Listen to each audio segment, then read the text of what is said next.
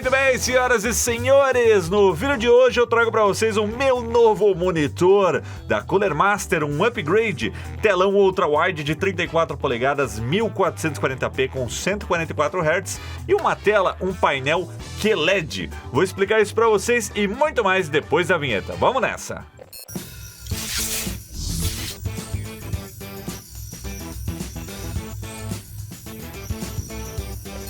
Mas Will, peraí, um monitor gamer da Cooler Master? Pois é, a Cooler Master não faz apenas coolers para computadores, soluções aí de resfriamento. Na verdade começou assim, mas eles já há muito tempo colocaram um pé aí nos periféricos também, ó. Então nós temos aqui um exemplo que é o teclado MK730, um teclado super compacto, mecânico, ó lá. E que tem um diferencial aí de ter um cabo destacável, né? Além de umas passagens aqui atrás para ajudar na organização dos cabos. Então na hora de transportar, você tira o cabo, leva e acabou. Então esse é um dos teclados que a Cooler Master tem. E tem também mouses, né? Como esse daqui que a gente já mostrou algumas vezes aqui no Loop Infinito. E por aí vai, são vários acessórios, não são só componentes que estão ali no computador. Tem até cadeira gamer, como a gente já mostrou aí nas lives. Começamos com a Caliber R1 e hoje usamos no Loop ao vivo a excelentíssima Caliber R2. Inclusive essas cadeiras são excelentes. Eu vou deixar o link, ó, teclado, mouse e cadeira também aí na descrição. Aliás, só com essas cadeiras que a gente consegue fazer live de 2 horas, 2 vezes por semana e não cansa, porque antes, quando eu usava essa banquetinha aqui que eu tô sentado, era um terror, mas aí teve a parceria aí com a Cooler Master, eles mandaram as cadeiras e eles mandaram também esse monitor aqui, esse bonitão é meu. Tô fazendo um upgrade aí. Quem acompanha o canal aqui, o Loop Infinito, sabe que o meu monitor hoje é um monitor gamer, um monitor da LG, um monitor 34 polegadas, mesmo tamanho, ultra wide, mesma proporção, porém um pouco inferior aí em várias especificações que eu vou comentar aqui e comparar para vocês. Mas dei uma olhadinha aí, porque eu já tô nessa de monitor ultra wide há muito tempo. Então eu recomendo que vocês vejam esse outro vídeo que eu conto um pouquinho das vantagens. E aqui vai ser uma continuação, fazendo aí mais um upgrade e analisando esse modelo aqui, que é o GM34-CW. Tem também um outro modelo de 27 polegadas que a Cooler Master está trazendo para o canal, mas a gente fala dele num futuro próximo, né? Por enquanto vamos falar desse modelo aqui. O diferencial dele, assim que eu bati o olho nesse monitor, é a curva dele, porque ele tem uma curva mais acentuada que faz uma diferença considerável aí no uso do dia a dia, o design, incluindo o suporte dele, que é muito legal, e o painel, né? Esse painel aí com todas as características combinadas, em especial a tela com pontos quânticos, que me chamou bastante atenção, aí, especialmente nos jogos. Então, daqui a pouco eu vou comentar sobre isso, mas vamos começar com o começo. Vamos falar primeiro sobre o design desse monitor, e para isso eu vou puxar ele aqui porque eu quero mostrar para vocês. Espera aí, deixa eu me posicionar aqui. Vou botar o teclado para lá. Vou desconectar os cabos aqui. Cavou de um eterno. Não era eterno, né? E olha, o menino é pesadinho, viu? Ele é pesadinho. Nós temos aí 7 kg de monitor, mais quase 2 kg aí de suporte, né? Que ele tem um suporte bem bacana.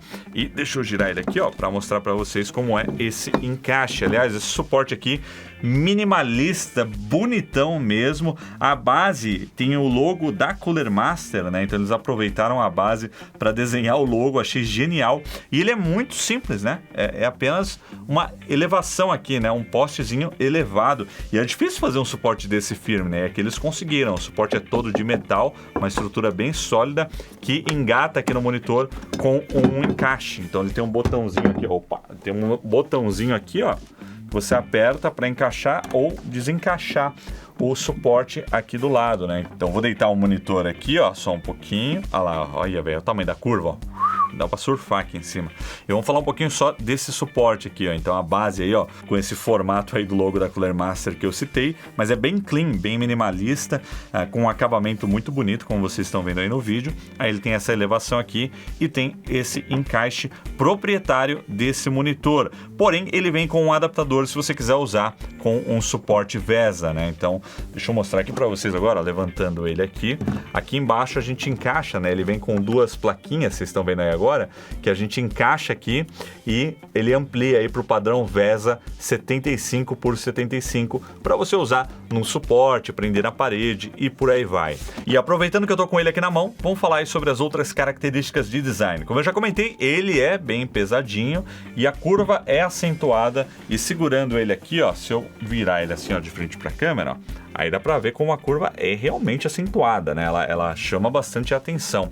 Ainda mais quando ele é ultra wide, né? Que tem tempo para essa curva realmente fazer um ângulo que vai fazer uma diferença, porque às vezes o monitor ele não é 21 por 9, ele é apenas 16 por 9, ele faz uma curva como o G7 da Samsung, que chega a ficar estranho, ele é muito curvo e ele não tem espaço para justificar essa curva, né? Então aqui ela é muito mais justificada. Aqui nós temos as conectividades, vou aproveitar e já mostrar aqui para vocês. Olha, eu vou levantar aqui um pouquinho, ó. Nós temos duas HDMIs, então uma é 1.4 e a outra é 2.0, não chega a precisar de 2.1 porque ele não vai passar 8K, né? A resolução máxima aqui é 1440p com 144 quadros por segundo, e isso o HDMI 2.0 já resolve. Nós temos DisplayPort 1.4, duas portas e um conector de áudio, um conector P2, para ele fazer a passagem de som. Então ele não tem caixas de som integradas, ele apenas faz essa passagem de som, você controla o volume por aqui também. E aqui do lado nós temos o conector de força, que é um outro ponto positivo desse monitor, porque ele tem a fonte integrada aqui dentro. Então você chega com um fiozinho aqui, que é tipo cabo de computador, só pluga aqui e não tem a necessidade de ter aquela caixinha, né, aquela fonte que fica no meio do cabo, como monitores tradicionais, acaba sendo mais prático. Então essas são as conectividades, ele é muito simples, duas DisplayPorts, duas HDMIs e uma passagem aí de áudio, e nós temos aqui, ó, no cantinho os botões para fazer o controle. Deixa eu levantar ele aqui um pouquinho, ó, para vocês verem melhor aí, ó, tá vendo? Esses são os controles, né, do monitor, são 5 botões, é um sistema bem complicado e bem menos intuitivo do que ele poderia ser, né? Tem monitores que resolvem com um único botão direcional. Aqui são 5 botões e depois eu vou mostrar para vocês aí o funcionamento desse menu. Então, em termos de design, é basicamente isso que nós temos aqui nesse monitor. Deixa eu girar ele aqui, ó. Aliás, ele é tão curvo que ele fica firme aqui na mesa, ó. Ele fica apoiado só com a curva quando eu coloco assim, né? E para encerrar o design, nós temos um grande charme aqui que a Cooler Master colocou, que são essas 3 faixas de LED que acendem na cor roxa, como vocês viram aqui no começo do vídeo. E é muito legal, chama bastante atenção, porém é isso que vocês estão vendo, né? Não é RGB, é apenas a luz roxa. Eu particularmente gosto, né? Então, para mim tá ótimo. Então você pode desligar também se você quiser. Dá uma estilização bem legal. Porém ela não é muito forte, né? É importante deixar isso claro, ela não vai criar uma decoração gamer no seu quarto. Se você tiver com a luz apagada e o monitor estiver próximo a uma parede clara, uma parede branca, você vai ver o reflexo, né, do roxo e vai criar um efeito legal. Porém, assim, só quando você tá com a luz apagada mesmo, né, que você tem ela rebatendo bem aí, criando um efeito de luz legal.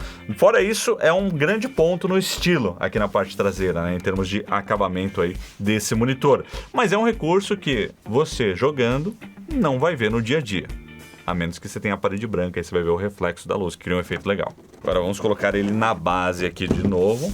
Ele é bem sólido, viu? Você não tem a sensação que é um produto frágil, inclusive por isso que eu sinto segurança em manusear dessa forma. Encaixar o suporte aqui, ó, só colocar aqui, encaixou, apertar o botão e ele já clica e pronto, ó, já tá bem firme aí, como vocês estão vendo, ó, tá vendo? É um suporte bem firme e você pode regular um pouquinho o ângulo dele, né? Então ele pode ficar reto, ele vai um pouquinho para cima, mas vai mais para baixo aqui, ó, nesse suporte. Então tem um pouquinho aí de tilt, né, de inclinação aí do monitor quando você coloca nesse suporte. E é claro, você pode também regular a altura, né? Então você pode descer ele um pouquinho, ó, até ele quase encostar aqui na base, ou subir sem muito esforço. Isso também é muito legal. Eu acho que o único ponto negativo dessa estrutura desse monitor é a falta de uma organização aqui para os cabos, né? Um cable management. Mas isso é até uma consequência da escolha do design super minimalista. Não tem nem por onde passar um cabo, né? Aqui dentro dessa pequena base aqui. Então eu acabei resolvendo isso com uma simples fitinha de velcro, né? Por isso que vocês nem perceberam aí o cabo no começo do vídeo. Então eu tento passar ele aqui, ó, deixando ele aqui mais para trás. Prende a fitinha de velcro aqui e aí ele dá essa voltinha. É isso, eu tenho que ficar esperto para quando eu descer não forçar o cabo aqui, ó. Tem que dar um pouquinho de sobra nele ali. Mas também é algo que você não vai perceber no dia a dia, mas é algo que eu senti falta. Todo monitor gamer que eu testei aqui tem alguma soluçãozinha aí atrás para passar o cabo. Mas na real eu vou acabar usando ele preso na parede, né? Então nem vou usar o suporte, apesar dele ser muito bonito. Então vamos lá, agora vamos ligar este monitor. Lembrando que é muito importante, né? Já que a gente está buscando aí uma resolução 1440p, que ainda é ultra wide, usar um cabo compatível. Então aqui a gente está usando um cabo DisplayPort 1.4 ou, né, se for um HDMI, precisa ser um HDMI mais parrudo para passar aí esse refresh rate nessa resolução e tudo mais. Então, cabos compatíveis é sempre importante. Bom, então depois desse geralzão aí, né, que a gente fez sobre o design desse monitor, vamos falar do que é mais importante, que é a tela, né, esse painel, que inclusive traz bordas bem finas, como vocês estão vendo aí, né, tanto nas laterais quanto em cima. Aqui embaixo a borda é um pouquinho maior, né, por conta da própria estrutura aí do monitor.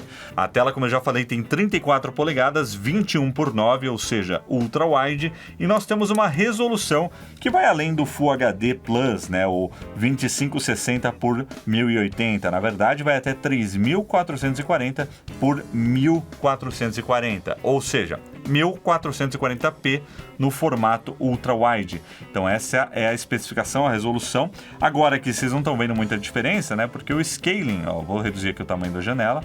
Tem um CPU-Z aqui do lado também, ó, como referência. Mas se eu deixar em 100% nativo, os ícones, ó lá, eles ficam bem menores, o que ajuda na produtividade, porém nos jogos vai demandar um pouco mais. Daqui a pouco eu falo um pouquinho sobre o equilíbrio que a gente tem que tentar buscar com a resolução acima do Full HD, né? A gente tem então aqui, ó, as configurações avançadas, onde eu vejo o refresh rate. Ele está rodando aqui nesse momento em 120 Hz, mas eu posso colocar aqui, ó, em 144 Hz, que é a taxa de atualização desse monitor, né? 144 quadros por segundo. Então essas são as especificações técnicas principais dele, né? Além disso, nós temos um tempo de resposta de 1 milissegundo, o que é bem baixo aí, já é característico do painel VA, né? Ele é um painel que traz aí um tempo de resposta bem baixo, quanto menor, melhor.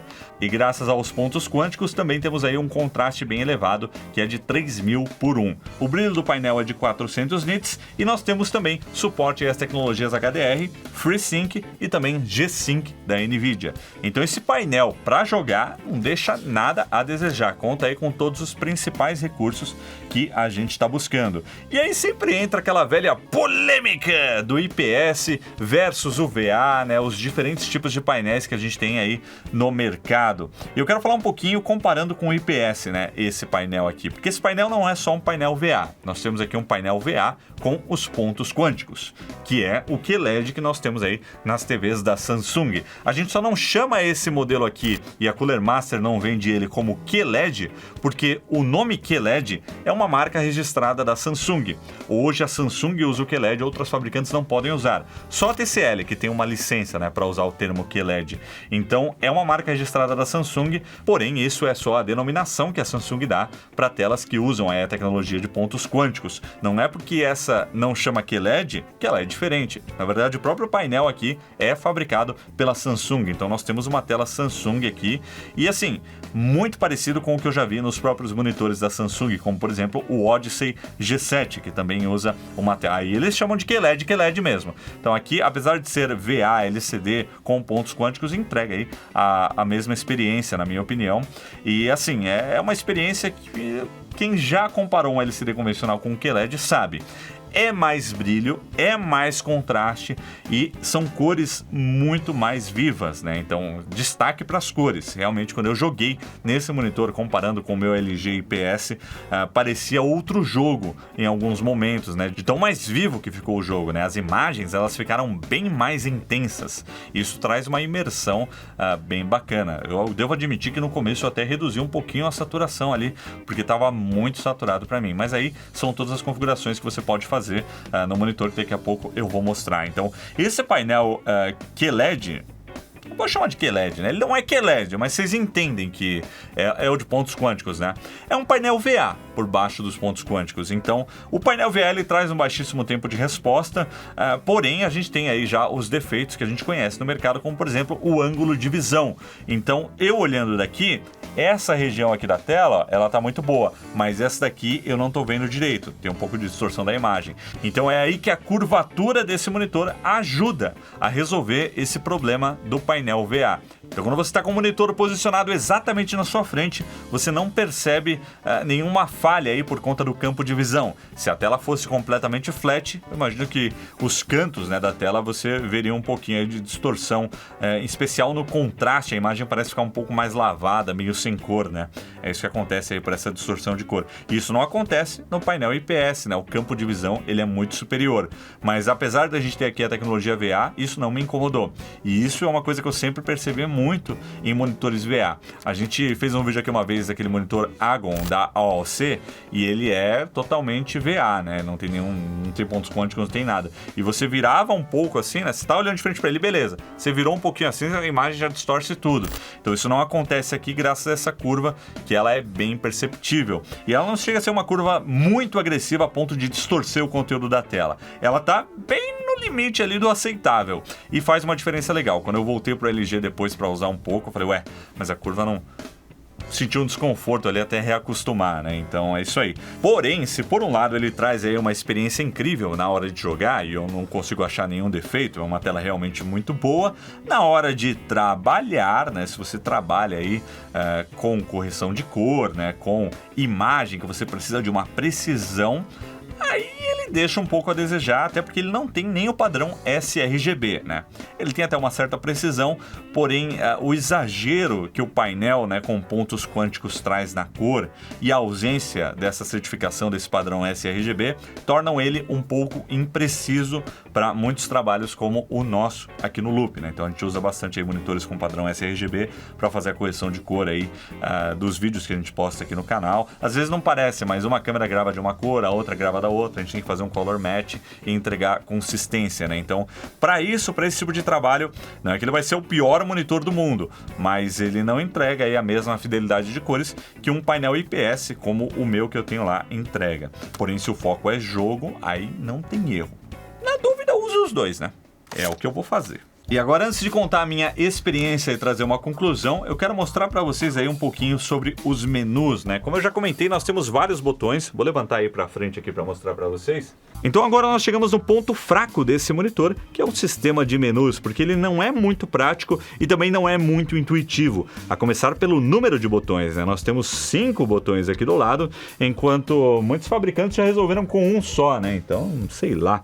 E um desses botões, inclusive, ele é dedicado para ligar ou desligar o monitor. Os outros aqui chamam o menu e navegam por ele, né? Então, esse botão aqui acaba sendo voltar, um vai para baixo, o outro vai para cima e o outro acessa, mas não necessariamente nessa ordem, ó. Ó, vai vendo. Então, você aperta aqui o menu. Aí aparece uma telinha aqui, você aperta de novo e aí você entra no menu, como vocês estão vendo aqui, ó. E aqui nós temos várias opções, né? E para entrar numa delas, aperta o botãozinho E aqui do lado. Não aperta o E. O E sai. Você tem que apertar o M e aí você aperta o M de novo para entrar. E aí você navega por aqui e depois para voltar é o outro. O outro que está escrito E aqui não é para entrar, é para voltar. Isso me confundiu muito e eu demorei para me acostumar. Depois que eu me acostumei, tudo bem, né? Mas até lá... E nós temos as configurações, brilho e contraste, né? Aqui a primeira que eu passei é a fonte do conteúdo, né? 4 portas aí. Brilho e contraste, níveis de preto, uma configuração que aparece dependendo da configuração de cor, né? Nós temos aí, inclusive nessa tela aqui, as configurações de cor, o modo da imagem e tudo mais, aí dependendo... Oh, meu Deus, saí de novo! Não é intuitivo. Não! Apertei configuração errada!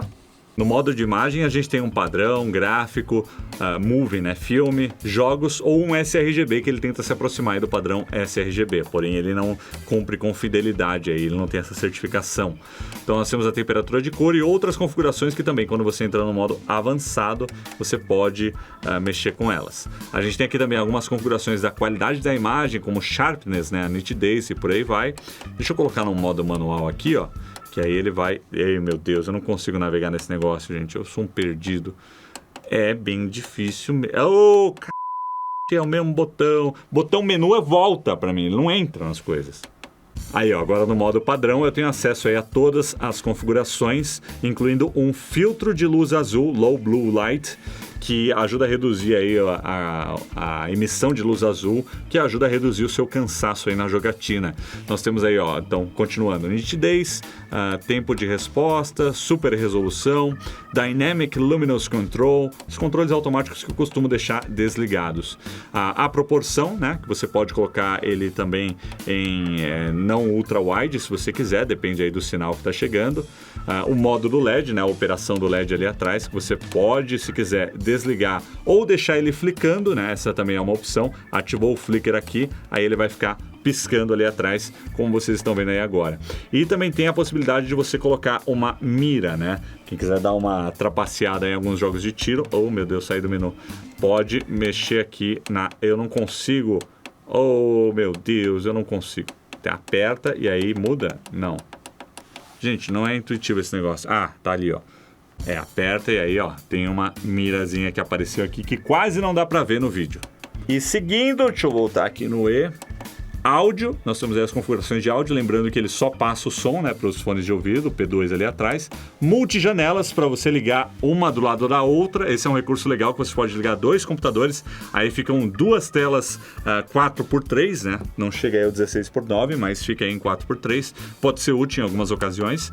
Nós temos aqui esse OSD, que é essa interface, né, On Screen Display, para você mudar o idioma, etc., que aqui ele está em inglês, e outras configurações que incluem aí o FreeSync, ligar ou desligar, HDR, ligar ou desligar, e etc. E aqui embaixo, não comentei, mas ele mostra, ó, o input está vindo do DisplayPort 2, 1440p a 144 quadros por segundo. Então tá aí um dos menus de monitor menos intuitivos que eu já testei. De fato, é um ponto negativo desse monitor, né? Não é muito intuitiva a navegação. Porém, infelizmente, é algo que você não vai ter que lidar no dia a dia, né? Você vai lidar uma ou duas vezes fazer a configuração e acabou. Não tem que olhar mais para esse menu.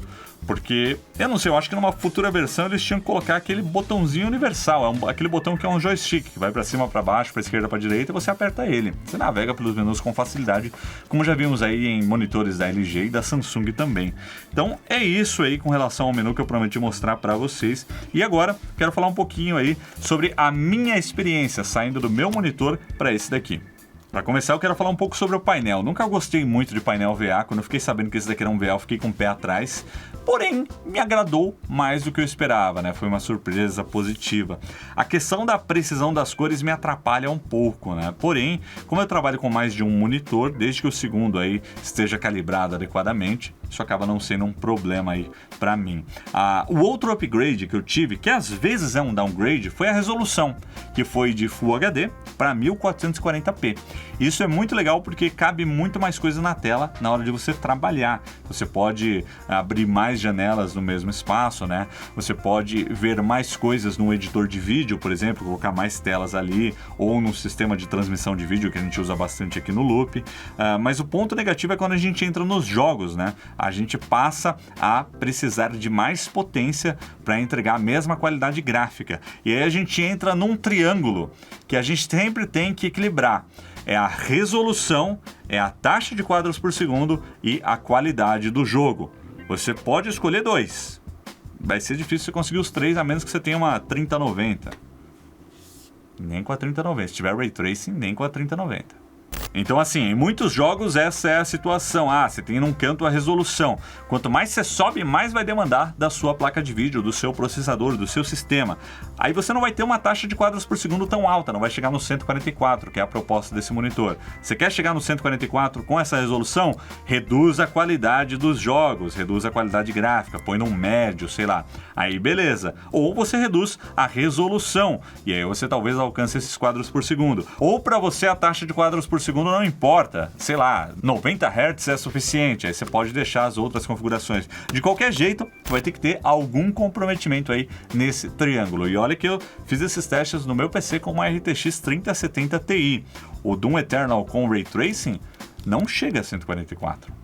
Não chega. ficar um pouquinho mais de 100, a menos que eu reduza a qualidade dele, não dá para colocar no talo. Então você fica sempre nesse malabarismo aí, equilibrando as configurações. Então nem sempre uma resolução mais alta é melhor, porque se você não rodar a resolução nativa, em alguns jogos você vai notar um serrilhado na imagem, né? Quando tem muito texto, você não consegue ler direito, né? Porque não está rodando na resolução nativa do monitor. Então, no geral, a minha preferência para jogar é no Full HD Plus mesmo, num monitor de até 34 polegadas. Porém, estou me adaptando aí ao 1440p. Quando eu consigo fazer o jogo rodar bem aí, a definição é perceptível, né? Que você tem uma tela com uma resolução mais alta, uma qualidade aceitável.